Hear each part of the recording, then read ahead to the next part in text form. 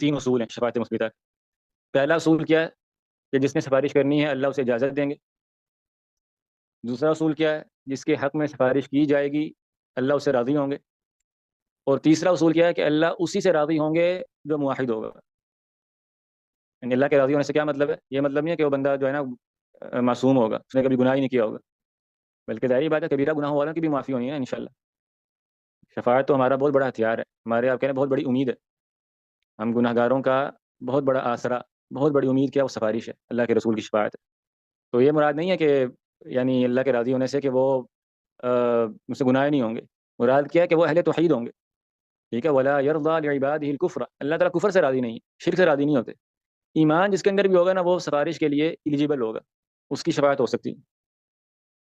جیسے پھر آگے حدیث میں ہم پڑھیں گے بھی کہ جب اللہ کے رسول بھی شفاعت کر لیں گے، ملائکہ بھی کر لیں گے، اہل ایمان بھی کر لیں گے نا، اس کے بعد ہی بعد اہل ایمان باقی رہ جائیں گے، تو پھر اللہ تعالیٰ ان کو بغیر سفارش کے بھی معاف کریں گے۔ اللہ تعالیٰ فرمائیں گے تو لوگ فرشتوں نے بھی سفارش کر دی، انبیاء نے بھی کر دی، مومنوں نے بھی کر دی، اب صرف میں باقی ہوں، اب میری شفاعت باقی ہے۔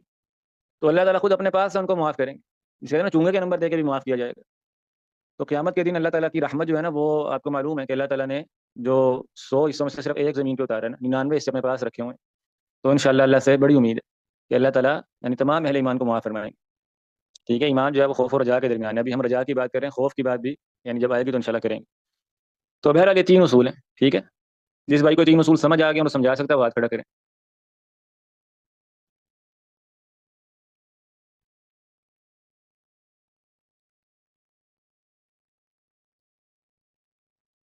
جی عبد المعیز بھائی۔ السلام علیکم وبرکاتہ۔ وعلیکم السلام ورحمۃ اللہ وبرکاتہ۔ شیخ پہلا اصول تو یہ کہ جسے اللہ اجازت دیں گے صرف وہی شفاعت کر سکتا ہے، اس کی مرضی کے خلاف کوئی شفاعت نہیں کر سکتا۔ جی ٹھیک۔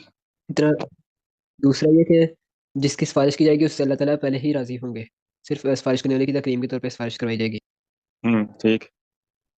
اور تیسرا اصول یہ کہ اللہ تعالیٰ راضی سے اسی سے ہوتے ہیں جو موحد ہو، یعنی کہ گناہ تو ممکن ہے لیکن اہل توحید میں سے ہو۔ ہاں یعنی اللہ تعالیٰ اس سے راضی ہوں گے جو موحدین میں سے ہوگا، جس کے اندر یعنی شرک نہیں ہوگا، ٹھیک ہے نا۔ جیسا کہ وہ حدیث میں بڑا واضح بھی ہے، اللہ کے رسول صلی اللہ علیہ وسلم نے فرمایا کہ ہر نبی کے پاس ایک دعوت مستجابہ تھی، یعنی ایسی دعا تھی جو اللہ نے یعنی قبول کرنی تھی۔ تو ہر نبی نے وہ دعوت جو ہے نا، وہ جو دعا ہے وہ دنیا میں ہی مانگ لی، اور میں نے جو اپنی دعا ہے وہ آخرت میں شفاعت کے لیے بچا کے رکھی ہوئی ہے۔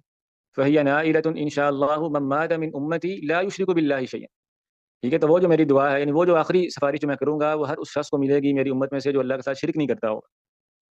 تو اس سے بھی یہ بات معلوم ہوتی ہے کہ اللہ تعالیٰ کس سے راضی نہیں ہے؟ جو لوگ مشرکین ہیں یا کفار ہیں، تو ان سے اللہ راضی نہیں ہے۔ اہل ایمان سے اللہ تعالیٰ انشاءاللہ ان کو یعنی شفاعت کا فائدہ انشاءاللہ پہنچے گا۔